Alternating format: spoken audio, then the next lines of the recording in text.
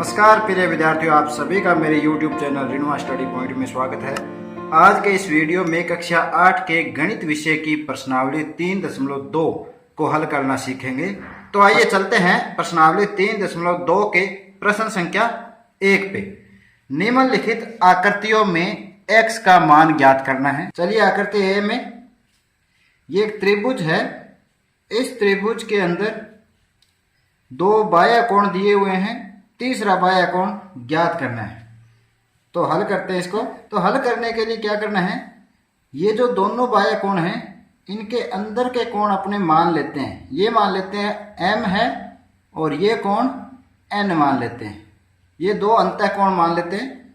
तो अब देखिए रैखिक युग्म बन रहा है 125 प्लस m का भी, और इधर 125 डिग्री प्लस m का भी रैखिक युग्म बन रहा है। तो यहाँ लिख देते हैं, यहाँ m डिग्री प्लस 125 डिग्री बराबर 180 डिग्री लिख सकते हैं। क्यों लिख सकते हैं? क्योंकि ये रैखिक युग्म बन रहे हैं।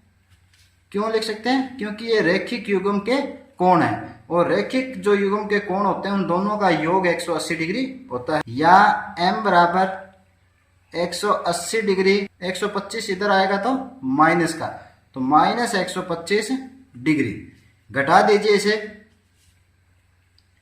या m बराबर 10 में से 5 घटने पे 5 और पीछे 5, तो यहाँ पे जो कोण m है वो 55 डिग्री हो गया। इसी प्रकार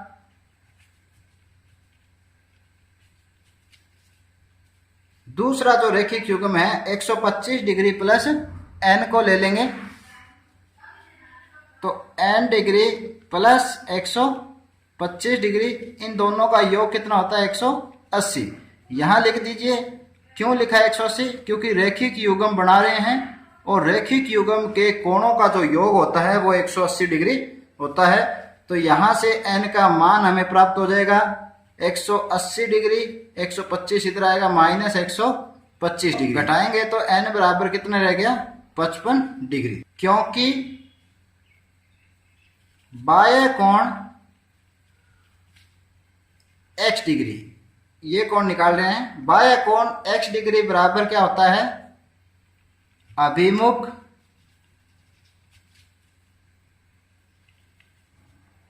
अंतः कोणों का योग।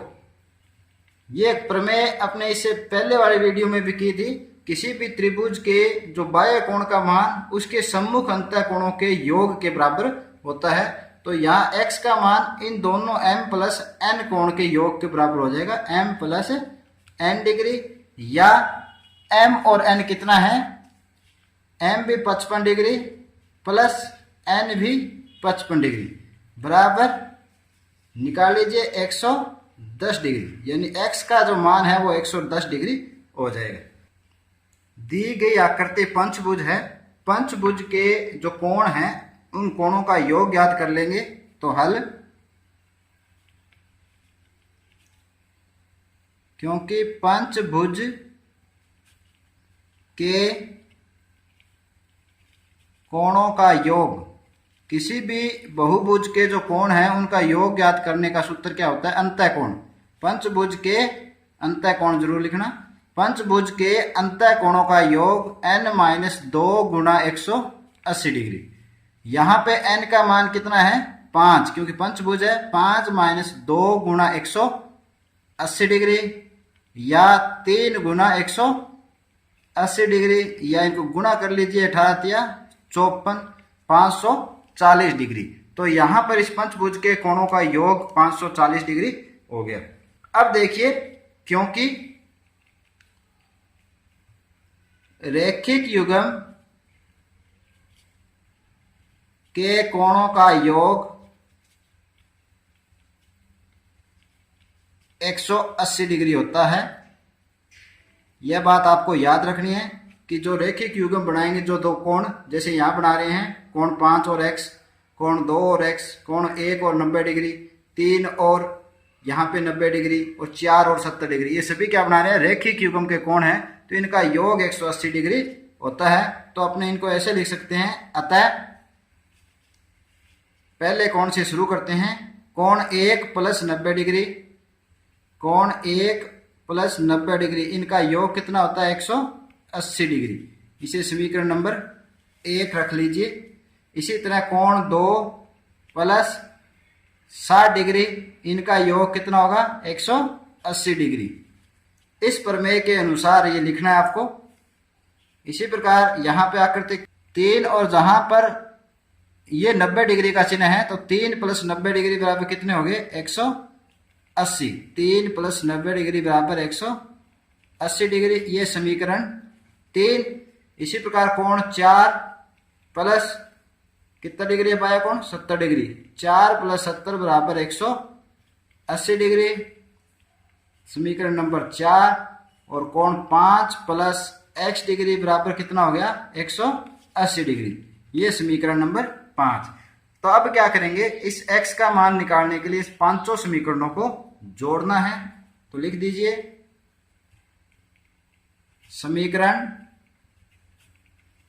1, 2, 3, 4 और 5 को जोड़ने पर बाएं पक्ष को बाएं से जोड़ना है, दाएं पक्ष को दाएं से जोड़ना है। तो यहां पर इन पांचों कोणों का योग अपने निकाल चुके हैं कि पंचबहुभुज के अंतः कोणों का योग 540 डिग्री होता है। तो ये पहले ये लिख दीजिए कोण 1 प्लस कोण 2 प्लस कोण 3 प्लस कोण 4 प्लस कोण 5। अब इनको लिख देते हैं plus x degree plus 70 degree plus 90 degree plus 60 degree plus 90 degree बराबर। तो यहां दाएं पक्ष में देखिए 18 5 90, तो यहां पे जो योग हो गया वो कितना हो गया 900 डिग्री। कोण 1 से लेकर कोण 5 तक का जो योग है अपने निकाल चुके हैं, कितना है 540 डिग्री। तो इनकी जगह लिख दीजिए 540 प्लस x डिग्री प्लस इन कोणों का जोड़ लीजिए, 0 का 0, 9 और 6 15, 15 और 9 24, 24 और 7 31, 310 डिग्री बराबर इधर आ जाएगा 900 डिग्री। या 540 और 310 जोड़ दीजिए तो x प्लस 0 का 0 डिग्री, 1 और 4 5, 5 और 3 8, 850 डिग्री, दाएं पक्ष में 900 डिग्री। या x बाएं पक्ष में रखेंगे, दाएं में 900 डिग्री है, 850 डिग्री इधर आएगा तो क्या हो जाएगा माइनस के 850 डिग्री। या x बराबर कितने हो गए 900 में से 850 घटा दीजिए, कितने बच गए 50 डिग्री। तो x का मान 50 डिग्री हो जाएगा। चलिए नेक्स्ट क्वेश्चन पे देखिए, एक समबहुभुज के प्रत्येक बाह्य कोण की माप ज्ञात करनी है। दो भाग है इस प्रश्न के। तो पहला है कि 9 भुजाएं हो तो उस समबहुभुज के प्रत्येक बाह्य कोण की माप क्या होगी, और दूसरा है जब भुजाएं 15 हो तो उसके प्रत्येक बाह्य कोण की माप क्या होगी। तो इनको हल करने का सबसे आसान तरीका ये है कि आपको याद रखना है कि किसी भी बहुभुज के बाह्य कोणों का जो माप है वो 360 डिग्री होता है। तो लिख लीजिए किसी बहुभुज के बाह्य कोण का बाह्य कोणों का योग 360 डिग्री होता है। ये पंक्ति आपको याद रखनी है कि जो कोई भी बहुभुज है उसके बाहर के जो कोणों का योग है वो 360 डिग्री होगा। तो यहां पर प्रत्येक बाह्य कोण की माप ज्ञात करनी है। तो माप ज्ञात करने के लिए अपने को भुजाएं दी हुई है, कुल योग 360 है, तो 9 भुजाएं होंगी तो 9 का इसमें भाग दे देते हैं। अतः प्रत्येक बाह्य कोण की माप, प्रत्येक बाह्य कोण की माप कैसे निकालेंगे, बाह्य कोणों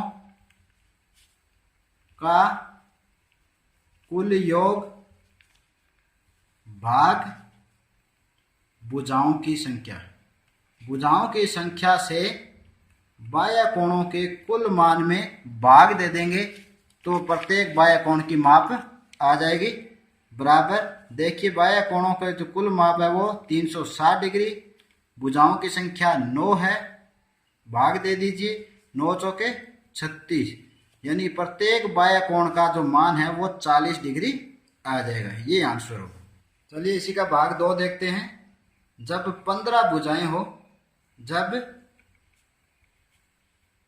भुजाओं की संख्या कितनी हो, 15 हो, तब प्रत्येक बाह्य कोण कैसे होगा। तो यही फॉर्मूला लगाना है कि समबाहुभुज के बाह्य कोणों का कुल योग कितना होता है, 360 डिग्री। अतः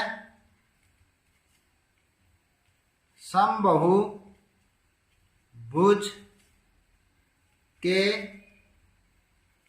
प्रत्येक बाह्य कोण की माप कैसे निकालेंगे, अभी निकाली है।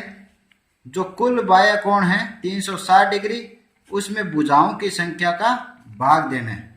तो भाग दे दीजिए 15 एकम 15, 15 दूना 30, बच के 6, 60, 15 चौके 60। तो भुजाओं की संख्या कितनी हो जाएगी, 24। ये आंसर हो जाएगा। तो उम्मीद करता हूं कि आज के इस वीडियो में समझाए गए सभी प्रश्न आपको अच्छी तरह समझ आए होंगे। यदि आपको यह वीडियो पसंद आया तो इसे लाइक और शेयर जरूर करें। तो आज के लिए इतना ही, मिलते हैं नेक्स्ट वीडियो में नए टॉपिक के साथ। तब तक के लिए धन्यवाद।